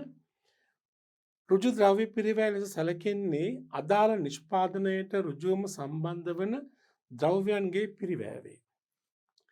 මෙහිදී ඒකකයක් නිපදවීමට අවශ්‍ය වන ද්‍රව්‍ය ප්‍රමාණය නිශ්චිතව හඳුනාගත හැකි විය යුතුය. කලින් සඳහන් කළ කාරණය. උදාහරණ මේ බලන්න පාන් නිෂ්පාදනයට සම්බන්ධව යොදා ගන්නා පිටි කියන ඍජු ද්‍රව්‍ය පිරිවැය. පුටුවක් සෑදීමට භාවිතා කරන ලී වල පිරිවැය ඍජු ද්‍රව්‍ය පිරිවැය. කමිසයක් නිෂ්පාදනය කිරීමට ගන්නා වූ රෙදි වල පිරිවැය අපි කියන ඍජු ද්‍රව්‍ය පිරිවැය. පොතක් අච්චු ගැසීමට ගන්නා වූ කඩදාසි අපි කියන ඍජු ද්‍රව්‍ය පිරිවැය. ඒවා පැහැදිලිවම එක ඒකකයක් නිපදවීම සඳහා අවශ්‍ය වන ප්‍රමාණයත් වෙන් කරව හඳුනා ගැනීම හැකියාව තිබෙනවා. පැහැදිලි නේද? හොඳයි. ඊළඟට ඍජු ශ්‍රම පිරිවැය. තමයි ඍජු ශ්‍රම පිරිවැය කියලා කියන්නේ දෙවෙනි පිරිවැය මූලිකාංගය. ඕනෑම පිරිවැයක අනිවාර්යයෙන්ම ඍජු ද්‍රව්‍ය පිරිවැය තියෙනවාමයි. දෙක ඍජු ශ්‍රම පිරිවැය. ඍජු ශ්‍රම පිරිවැය කියන්නේ නිෂ්පාදිතයකට ඍජුවම සම්බන්ධ වන ශ්‍රමිකයින්ගේ ශ්‍රම පිරිවැය. නිෂ්පාදනයකට සම්බන්ධ වන ඍජුවම සම්බන්ධයයි හඳුනාගත හැකි ශ්‍රමිකයින් වෙනුවෙන් දරන පිරිවැය අපි කියනවා ඍජු ශ්‍රම පිරිවැය කියලා. දැන් ඇඟලුම් කම්මලක ඇඳුම් මහානායකගේ වැටුප ඍජු ශ්‍රම පිරිවැය. පාන් බේකරියක පාන් පුලුස්සන්නන්ගේ වැටුප ඍජු ශ්‍රම පිරිවැය. ලී බඩු කම්මලක වඩු කාර්මිකයින්ගේ වැටුප ඍජු ශ්‍රම පිරිවැය. එතෙන්දිත් අර කලින් සඳහන් කරපු කාරණේ අදාළ වෙනවා. එය ඒකකයක් වෙනුවෙන් දරන පිරිවැය නිශ්චිතව හඳුනා ගන්න පුළුවන් වෙන්නට ඕනේ. දැන් පුටුවක් සෑදීමට වඩු කාර්මිකයාට ගෙවන වැටුප නිශ්චිතව හඳුනා ගන්න පුළුවන් වෙන්නට ඕනේ. කියන්නේ ඍජු ශ්‍රමය කියන එක තුල ඒකකයක් වෙනුවෙන් වැයවන පිරිවැය පැහැදිලි ලෙසම හඳුනා ගැනීමට පුළුවන් කමක් තිබෙනවා. මේ බලන්න යම් භාණ්ඩයකට නිෂ්පාදිතයකට ඍජුවම සම්බන්ධ වන ශ්‍රමිකයින් වෙනුවෙන් දරන ශ්‍රම පිරිවැය මේට අයත් වේ. උදාහරණ ඇඟලුම් කම්මලක ඇඳුම් මසන්නන්ගේ වැටුප. පාන් නිෂ්පාදනය සඳහා සමාගමක පාන් නිෂ්පාදනය කරන බේකරියක පාන් පුලුස්සන්නාගේ වැටුප. කියන ඍජු ශ්‍රම පිරිවැය කියලා. ඊළඟට ඍජු අනෙකුත් පිරිවැය. ඍජු අනෙකුත් පිරිවැය කියන්නේ මේකයි නිෂ්පාදිතයකට ඍජුවම සම්බන්ධය හඳුනා ගන්න පුළුවන්. එහෙත් ඍජු ද්‍රව්‍ය ඍජු ශ්‍රමය නොවන අනෙකුත් ඍජු වියදම්. කියන්නේ යම් නිෂ්පාදිතයක් වෙනුවෙන් ඍජුවම සම්බන්ධය හඳුනා ගන්න පුළුවන්. කියන්නේ ඒකක අදාළ ප්‍රමාණය නිශ්චිතව ප්‍රකාශ කරන්න පුළුවන්. හැබැයි ඍජු ද්‍රව්‍යයක් නොවන ඍජු ශ්‍රමයක් නොවන වෙනත් වියදම් තිබෙනවා නම් ඒවා අපි කියන ඍජු අනෙකුත් පිරිවැය කියලා. උදාහරණයක් වශයෙන් ගත්තොත් එහෙම පුරස්කාර වියදම්. ආයතනය නිෂ්පාදනය කරන භාණ්ඩයක් වෙනුවෙන් ඒ පුරස්කාර හිමියාට ගෙවන ගාස්තුව අපි කියනවා පුරස්කාර ගාස්තුව. ඒක ඍජු පිරිවැයක්. මොකද නිපදවන ඒකක සඳහා ඒ ගෙවීම කරන්නට ඕනේ. එතෙන්දී ඒක ඍජු ද්‍රව්‍යයක් නෙමෙයි ඍජු ශ්‍රමයක් නෙවෙයි. දැන් අපි කියන ඍජු වෙනත් වියදම් කියලා. මේ බලන්න යම් භාණ්ඩයක නිෂ්පාදනයට අදාළව ඍජු ද්‍රව්‍ය හා ඍජු ශ්‍රම පිරිවැයට අමතරව නිෂ්පාදනයේ ඍජුවම දායක වන අනෙකුත් වියදම් මේට අයත් වේ. උදාහරණ නිෂ්පාදිතයක් සඳහා ගෙවන්නා වූ පුරස්කාර වියදම්. ඒ නිෂ්පාදිතය වෙනුවෙන් විශේෂයෙන් දරූ වියදම් හැබැයි ඒකකයකට අදාළ ප්‍රමාණය නිශ්චිතව හඳුනා ගන්න පුළුවන් කමක් තියෙනවා. ඒ වගේම ඒක ඍජු ද්‍රව්‍යයක් නෙමෙයි ඍජු ශ්‍රමයක් නොවේ. එහෙනම් ඍජු වෙනත් වියදම්. මේ තමයි රුජු පිරිවැයට අයිති වෙන දේවල්. ඊළඟට පිරිවැය මූලිකාංගයට වැටෙන ඊළඟ කාරණේ තමයි පොදු කාර්ය පිරිවැය. ඕවර්හෙඩ්ස් කොස්ට් කියනවා පොදු කාර්ය පිරිවැය. පොදු කාර්ය පිරිවැය කියලා කියන්නේ නිෂ්පාදිතයක් සඳහා ඍජුවම සම්බන්ධය හඳුනාගත නොහැකි අනිකුත් සියලුම වියදම් අපි කියනවා පොදු කාර්ය පිරිවැය කියලා. තවත් විදිහකින් කිව්වොත් ඍජුවම සම්බන්ධය කියලා හඳුනා ගන්න බෑ කියන්නේ වක්‍රව සම්බන්ධය කියන එකයි. යම් නිෂ්පාදිතයක් සඳහා ඍජුවම සම්බන්ධය හඳුනාගත නොහැකි එනම් වක්‍රව සම්බන්ධ වන අනිකුත් සියලුම වියදම් අපි කියනවා පොදු කාර්ය පිරිවැය. පොදු කාර්ය පිරිවැයට අයත් වෙනවා වක්‍ර ද්‍රව්‍ය, වක්‍ර ශ්‍රමය, වක්‍ර වෙනත් වියදම්. ඍජු ද්‍රව්‍ය, ඍජු ශ්‍රමය, ඍජු වෙනත් වියදම් ඒ තුනට අපි කියනවා පිරිවැය මූලිකාංග වල අංක 1 2 3. වක්‍ර ද්‍රව්‍ය, වක්‍ර ශ්‍රමය, වක්‍ර වෙනත් වියදම් ඒ සියල්ලටම පොදුවේ කියනවා අපි මොකද්ද? පොදු කාර්ය කියලා. ඍජු ලෙසම නිෂ්පාදිතය සඳහා ඍජුවම දායක වෙනවා කියලා හඳුනා ගන්න බැරි වියදම්. වක්‍ර වියදම්. මේ බලන්න. පොදු කාර්ය පිරිවැය ලෙස සලකන්නේ යම් නිෂ්පාදනයකට ඍජුවේම සම්බන්ධයයි හඳුනාගත නොහැකි නමුත් නිෂ්පාදන සියල්ල සඳහා පොදුවේ භාවිතා කරන ද්‍රව්‍ය ශ්‍රමය හා අනෙකුත් වියදම්ය. මේවා නිෂ්පාදනයකට ඍජුවම සම්බන්ධ නැති වුවත් වක්‍ර වශයෙන් සම්බන්ධ වන නිසා පොදුකාර වියදම් වක්‍ර වියදම් ලෙසද හඳුන්වනවා. මේ අනුව මේ ප්‍රධාන කොටස් කීපයක් දකින්න පුළුවන්. මම කිව්වා වගේ වක්‍ර ද්‍රව්‍ය, වක්‍ර ශ්‍රමය, වක්‍ර වෙනත් වියදම්. වක්‍ර ද්‍රව්‍ය පිරිවැය එකක්. වක්‍ර ද්‍රව්‍ය පිරිවැය කියන්නේ මොකක්ද? යම් නිෂ්පාදිතයකට ඍජුවම සම්බන්ධ නොවන නමුත් පොදුවේ භාවිතා කරන අනෙකුත් ද්‍රව්‍යයන්ට අදාළ පිරිවැය. ඒ කියන්නේ නිෂ්පාදනයට කෙලින්ම සම්බන්ධය හඳුනා ගන්න බෑ. නමුත් ආයතනය විසින් දරලා තියෙන පිරිවැය, ද්‍රව්‍ය පිරිවැයක්. උදාහරණයක් වශයෙන් සේවකයන්ගේ පිරිසුදු කිරීමේ ද්‍රව්‍ය, ලිහිසි තෙල්, ඉන්ධන වාගේ දේවල් අපි සලකන ද්‍රව්‍ය පිරිවැය. හැබැයි ඍජුවම සම්බන්ධය හඳුනා ගන්න පුළුවන් කමක් නැහැ. ඒකකයකට අදාළ ප්‍රමාණය ඍජු ලෙසම සම්බන්ධය හඳුනා ගන්න පුළුවන් කමක් නැහැ. ඒක වක්‍ර ද්‍රව්‍ය. ඒක පොදුකාර පිරිවැය කොටසක්. මේක තමයි වක්‍ර ශ්‍රම පිරිවැය. නිෂ්පාදිතයකට ඍජුවම සම්බන්ධය හඳුනාගත නොහැකි ශ්‍රමිකයින්ගේ නොහැකි වන ශ්‍රමිකයින්ගේ වැටුප්. ඍජුවම සම්බන්ධය ශ්‍රමය ඍජු ශ්‍රමය. අනිකුත් සේවකයන්ගේ ශ්‍රමය මොකක්ද වෙනවා? වක්‍ර ශ්‍රමය. කම්මල් කළමනාකරුගේ වැටුප, සුපරීක්ෂකවරුන්ගේ වැටුප, විකුණුම් සේවකයන්ගේ වැටුප, කාර්යාල සේවකයන්ගේ වැටුප, ඒවා අපි කියන වක්‍ර ශ්‍රමය කියලා. ඍජු ලෙසම සම්බන්ධය හඳුනා ගන්න පුළුවන් කමක් නැති නිසා. ඉතින් යම් භාණ්ඩයක නිෂ්පාදිත ඍජුවම සම්බන්ධ නොවන නමුත් ආයතනයේ කටයුතු සඳහා පොදුවේ සම්බන්ධ වන ශ්‍රමිකයන්ගේ පිරිවැය අපි කියනවා වක්‍ර ශ්‍රමය. සුපරීක්ෂකවරුන්ගේ වැටුප, ලිපිකරුවන්ගේ වැටුප, මුරකරුවන්ගේ වැටුප, කළමනාකරුවන්ගේ වැටුප ආදිය. ඊළඟට වක්‍ර වෙනත් වියදම්. වක්‍ර වෙනත් වියදම් කියලා කියන්නේ වක්‍ර ද්‍රව්‍ය, වක්‍ර ශ්‍රමය කියන දෙකටත් අයිති නැති අනිකුත් සියලු වක්‍ර වියදම්. ඍජු නෙමෙයි වක්‍ර මේවා කොහොමත්. වක්‍ර ද්‍රව්‍යයත් නෙමෙයි, වක්‍ර ශ්‍රමයත් නෙමෙයි, අනිකුත් සියලු වක්‍ර වියදම්. අපි කියනවා වක්‍ර වෙනත් වියදම් කියලා. උදාහරණ වශයෙන් ගත්තාම ගොඩනැගිලි කුලිය, රක්ෂණ වියදම්, විදුලි වියදම්. ඒවා අපි කියන්නේ ප්‍රචාරණ වියදම්. මේ ඔක්කොම වක්‍ර වෙනත් වියදම් කියලා. ඒතර මේ ඒ අනුව වක්‍ර ශ්‍රමය, වක්‍ර ද්‍රව්‍ය, වක්‍ර ශ්‍රමය, වක්‍ර වෙනත් වියදම් මේ සියල්ලගේ එකතුවම අපි කියන්නේ මොකද්ද? පොදුකාර පිරිවැය කියලා. පැහැදිලි නේද? හොඳයි. දැන් මෙතනදී මේ පොදුකාර පිරිවැය ගත්තාම ඒකත් අපිට මෙහෙම කොටස් දෙකකට බෙදන්න පුළුවන්. පොදුකාර පිරිවැය තුළ තිබෙනවා නිෂ්පාදනයට සම්බන්ධ පොදුකාර්ය හා නිෂ්පාදන කටයුතු වලට සම්බන්ධ නැති පොදුකාර්ය. දැන් වක්‍ර ද්‍රව්‍ය, වක්‍ර ශ්‍රමය, වක්‍ර වෙනත් වියදම් තුළ නිෂ්පාදනයට සම්බන්ධ දේවල් තියෙන්න පුළුවන්. නිෂ්පාදනයට සම්බන්ධ වක්‍ර ද්‍රව්‍ය, නිෂ්පාදනයට සම්බන්ධ වක්‍ර ශ්‍රමය, නිෂ්පාදනයට සම්බන්ධ වක්‍ර වෙනත් වියදම්, ඒ තුනට අපි කියනවා පොදුකාර්ය තමයි නිෂ්පාදන පොදුකාර්ය නැත්නම් කම්මල් පොදුකාර්ය පිරිවැය කියලා.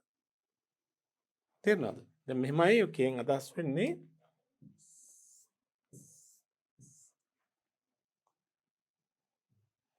අපි මෙහෙම කියනවානේ. වක්‍ර ද්‍රව්‍ය, වක්‍ර ශ්‍රමය, වක්‍ර වෙනත් වියදම් තියෙනවානේ. මේ තුනේ එකතුව අපි කියන මොකද්ද?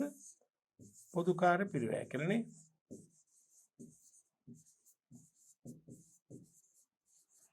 මේ පොදුකාර්ය පිරිවැය නැවත අපිට කොටස් දෙකකට බෙදා වෙන් කරන්න පුළුවන්.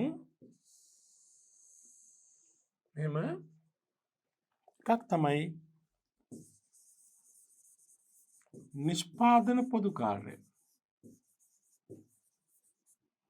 දැන් මේකට කම්මල් පොදුකාර්ය කියලා කියනවා.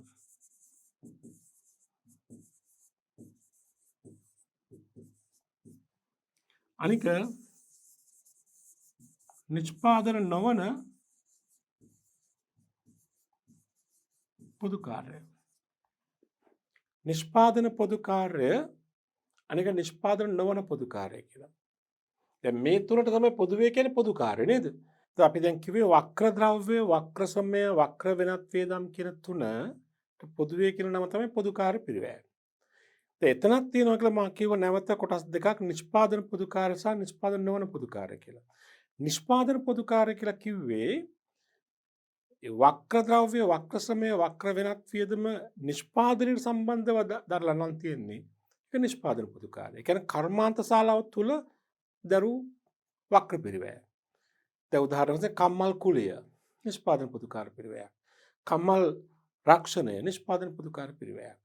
ඊළඟට කම්මලේ ඉන්ධන, කම්මලේ ලීසි තෙල් වක්‍ර වියදම් තමයි මේ නිෂ්පාදන පොදුකාරය. නිෂ්පාදනයට සම්බන්ධයි. කම්මල් මුරකරුගේ වැටුප වක්‍ර ශ්‍රමය තමයි මේ නිෂ්පාදන පොදුකාරය. එනිසා කම්මල් පොදුකාර පිරිවැය කියලා කියන්න පුළුවන් හේතුවේ කර්මාන්ත ශාලාව තුළ දරන වියදමක් නිසා. ඊළඟ නිෂ්පාදන නොවන පොදුකාරය කියලා කියන්නේ නිෂ්පාදනයට කිසිසේත්ම සම්බන්ධ නැති ඒත් වක්‍ර වියදම්. තව විදිහකින් කිව්වොත් නිෂ්පාදන කටයුතු අවසන් කළ පසුව ඒවා විකිණීමට පෙර දරන අනෙකුත් සියලු වියදම් අපි කියනවා නිෂ්පාදන නොවන පොදුකාරය කියලා. ඒ කියන්නේ නිෂ්පාදන කටයුතු අවසන් වෙලා ඉවරයි දැන්. භාණ්ඩ නිෂ්පාදන කටයුතු අවසන් වූ පසුව ඒවා විකිණීමට පෙර දරන අනෙකුත් වියදම්. ඒක අපි කියනවා නිෂ්පාදන නොවන පොදුකාරය කියලා. අපි ඒව තමයි ආදායම් ප්‍රකාශනයක අපි කියන්නේ බෙදහැරීම් පිරිවැය, පරිපාලන පිරිවැය, ආදායම් ප්‍රකාශනයක දාන්නේ මූල්‍ය වියදම්, ආදායම් ප්‍රකාශනයක දාන්නේ වෙනත් වියදම්. අන්න ඒවා සලකන්නේ නිෂ්පාදන නොවන පොදුකාරය කියලා. නිෂ්පාදන නොවන පොදුකාරය තමයි පරිපාලන වියදම්, බෙදහැරීම් වියදම්, මූල්‍ය වියදම්, වෙනත් වියදම්. හැබැයි මතක මේවා තියෙන ලක්ෂණය තමයි මේවා නිෂ්පාදනයෙන් පසුව දරන ඒවා. නිෂ්පාදන කටයුතු අවසන් කිරීමෙන් පසුව දරන පිරිවැයන්. ඒවා කර්මාන්ත ශාලාව තුළ නෙමෙයි ඇති වෙන්නේ. ඒතර වක්‍ර පිරිවැයෙන් ඇති වෙන්න පුළුවන් කර්මාන්ත ශාලාව තුලත් කර්මාන්ත ශාලාවෙන් පිටත්.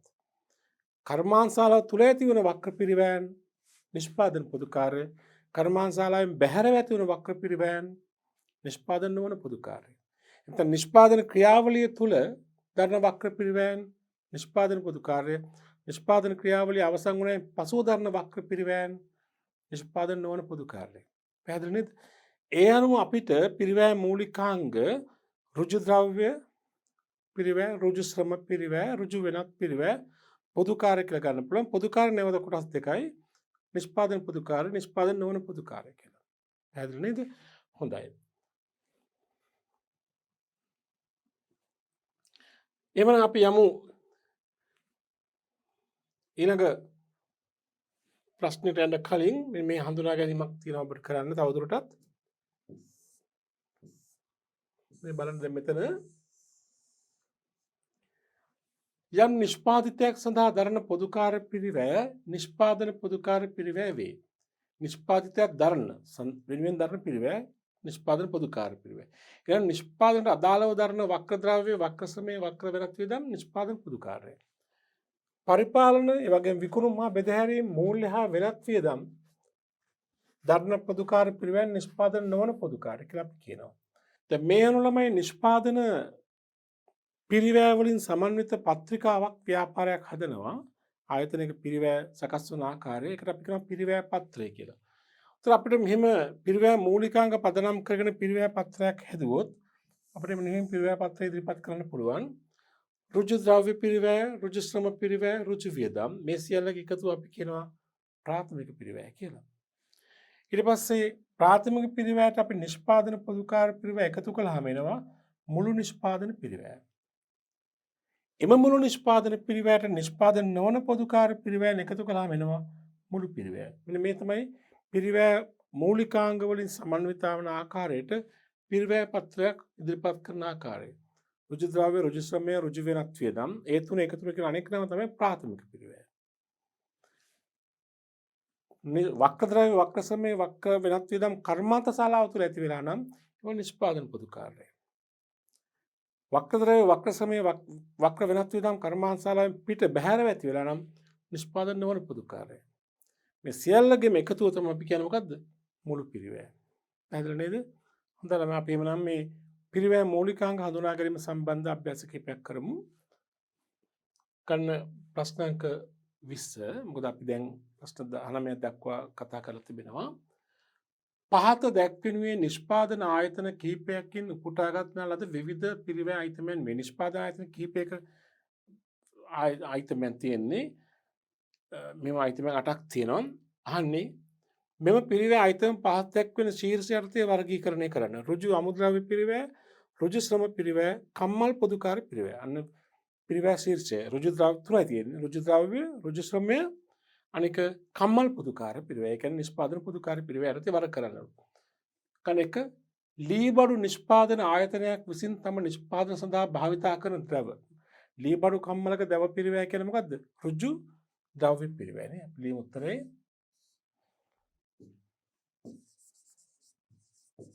ඍජු ද්‍රව්‍ය පිරිවැය. ඊළඟට කම්මල් යන්ත්‍ර සූත්‍ර සඳහා දරන ලද රක්ෂණය. කම්මල් රක්ෂණය මොකද්ද? ඒක ඍජු පිරිවැයද වක්‍ර පිරිවැයද? වක්‍ර. එන මොකද්ද? කම්මල් පොදුකාරය නේද? කම්මල් පොදුකාරය. ඊළඟට 3 මුද්‍රණ ආයතනයක මුද්‍රණ යන්ත්‍ර ක්‍රියා කරන්නන්ගේ වේතනය. මුද්‍රණ ආයතනයක මුද්‍රණ යන්ත්‍ර ක්‍රියා කරන්නන්ගේ වැටුප මොකද්ද? ඍජු ශ්‍රමය නේද? ඍජු ශ්‍රම පිරිවැය.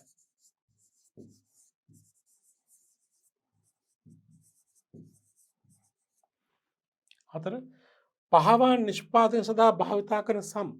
පහවාන් නිපදවන කම්මලක සම් කියන්නේ මොකද්ද? ඍජු ද්‍රව්‍ය පිරිවැය.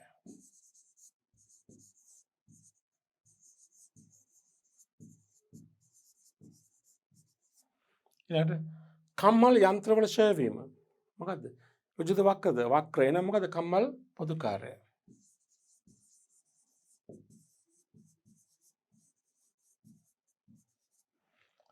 ඊළඟට කම්මල පවිත්‍ර කරන්නන්ගේ වැටුප. කම්මල සුද්ධ පවිත්‍ර කරන්නන්ගේ වැටුප මොකද්ද? ඍජුද වක්‍රද? වක්‍ර. එනම් වක්‍ර සමයනේ මොකද්ද? කම්මල් පොදුකාරය.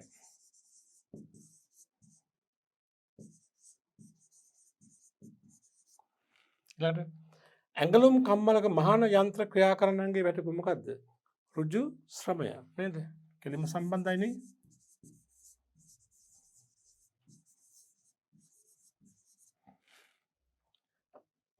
අන්තිම එක කම්මල් සඳහා භාවිතා කරන විදුලි බලය. කම්මල විදුලි බලය කියන්නේ මොකද්ද? වක්‍ර පිරිවැයක්. මොකද්ද? කම්මල් පොදුකාරය.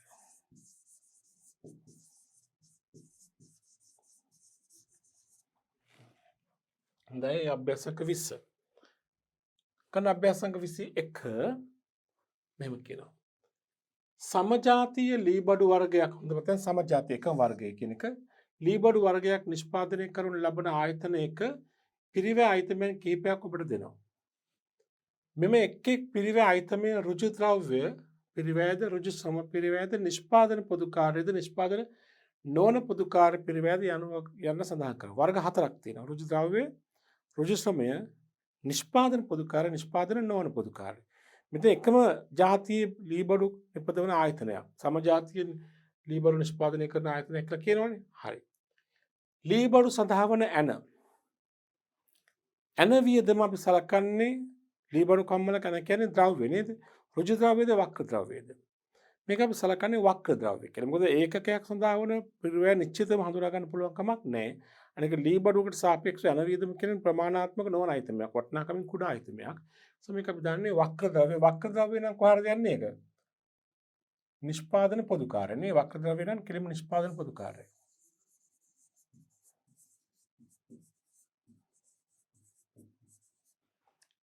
යන්ත්‍රවල ක්ෂය වීම. කම්මලේ යන්ත්‍ර ක්ෂය කියන්නේ වක්‍ර පිරිවැයක් කර්මාන්තශාලාවට සම්බන්ධ වෙන මොකද්ද? නිෂ්පාදන පොදුකාරය.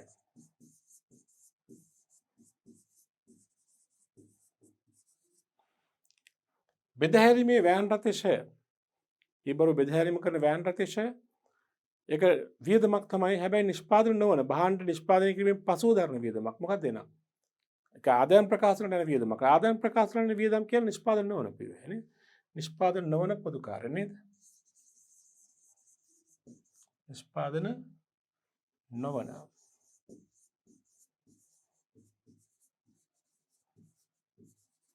ඊළඟට කම්මල් ගොඩනැගිලි අලුත්වැඩියා. ගොඩනැගිලි අලුත්වැඩියා කියන්නේ නිෂ්පාදන පොදුකාරය නේද? නිෂ්පාදන වියදමක් වක්‍ර නේද? නිෂ්පාදන පොදුකාරය.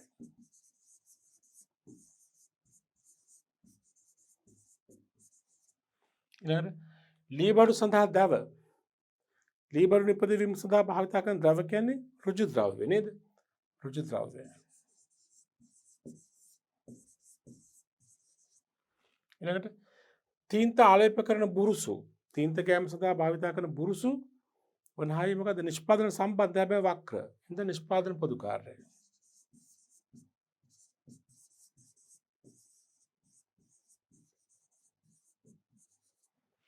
ඊළඟට කම්මල් කළමනාකාරීත්ව වේතන. කම්මල් කළමනාකරුවාගේ වේතනය කම්මලේ කළමනාකරුවාට මොකද්ද? නිෂ්පාදන පොදු කාර්යය.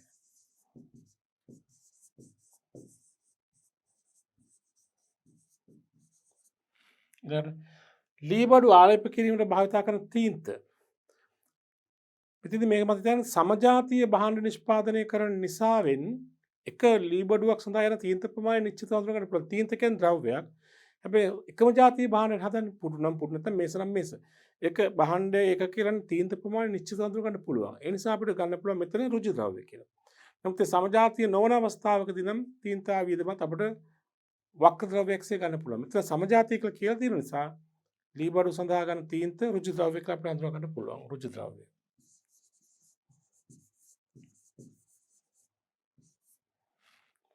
විධායක අධ්‍යක්ෂවරයාගේ වැටුප පරිපාලන වියදමක් නේ මොකද නම් නිෂ්පාදන නොවන පොදු කාර්යය. නිෂ්පාදන නොවන පොදු කාර්යය. යන්ත්‍ර ක්‍රියාකරුගේ වැටුප මොකද ඍජු ශ්‍රමය.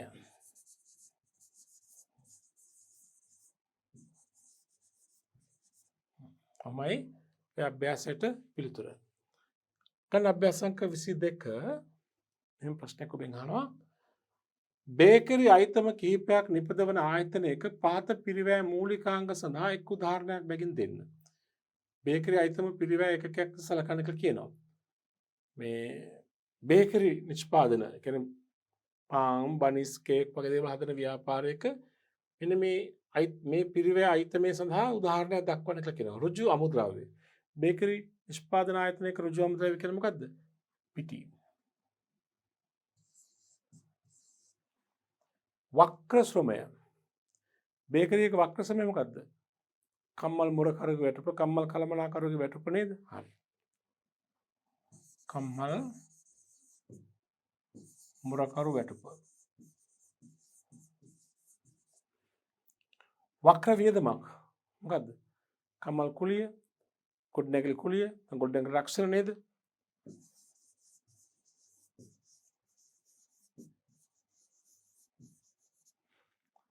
වක්‍ර අමුද්‍රව්‍ය. බේකරි එක වක්‍ර අමුද්‍රව්‍ය මොකද්ද? පිරිසුදු කිරීමට යොදා ගන්නා ද්‍රව්‍ය නේද? පිරිසුදු කිරීමේ ද්‍රව්‍ය.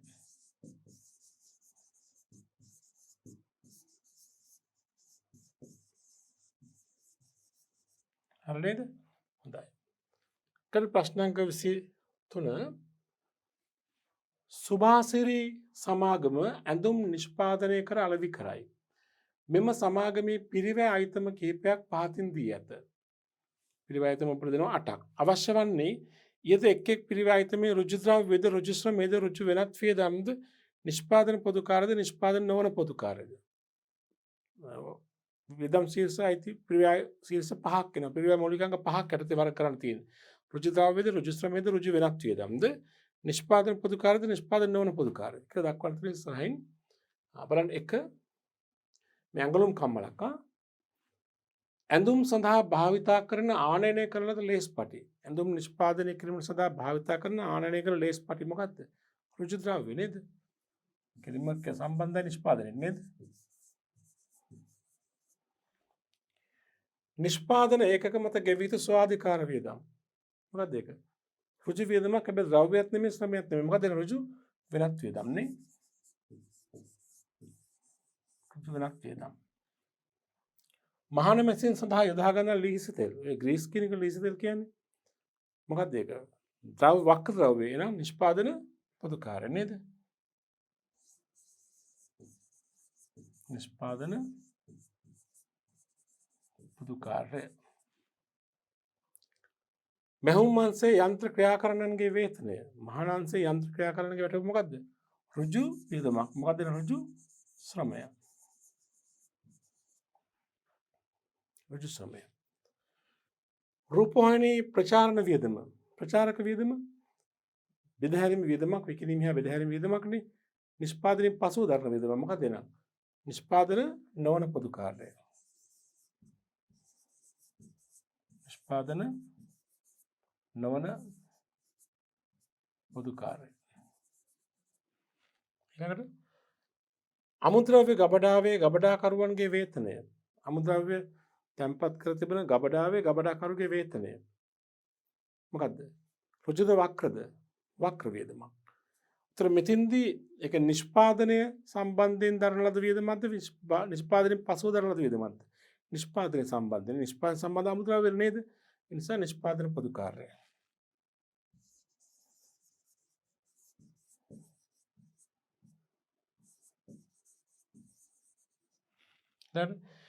බෙදහැරීමේ වාහනය සඳහා රක්ෂණ වාරිකය. භාණ්ඩ බෙදහැරීම සඳහා යොදා ගන්න වාහනේ රක්ෂණ වාරිකය. නිෂ්පාදනයෙන් පසුව දරන වියදමක් නේ. නිෂ්පාදන නොවන පොදු කාර්යය. නිෂ්පාදන නොවන පොදු කාර්යය. අවසාන එක කර්මාන්ත ශාලාවේ ආරක්ෂක නිලධාරියාගේ වේතනය. නිෂ්පාදනට සම්බන්ධයි. ඒ නිසා මොකද්ද? නිෂ්පාදන පොදු කාර්යය.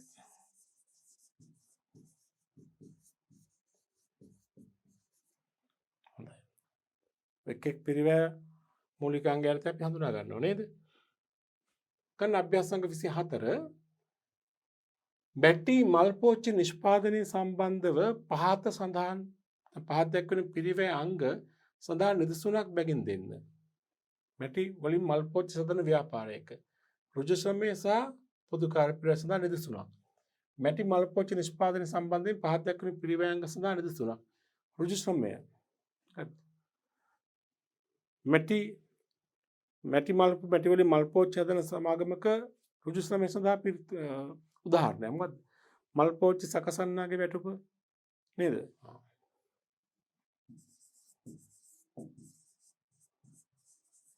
මල් පෝච්චි සකසන්නාගේ වැටුප. ඊට පස්සේ පොදු කාර්ය පිරිවැයක්. වක්‍ර පිරිවැයක්. මොකද ඕන තරම් කියලා මොන කර්මාන්තශාලාවේ කුලිය, කර්මාන්තශාලාවේ රක්ෂණය, කම්මල් කළමනාකරුගේ වැටුප නේද? කුඩ් නැගිලි කුලිය කියලා අපි දාමු.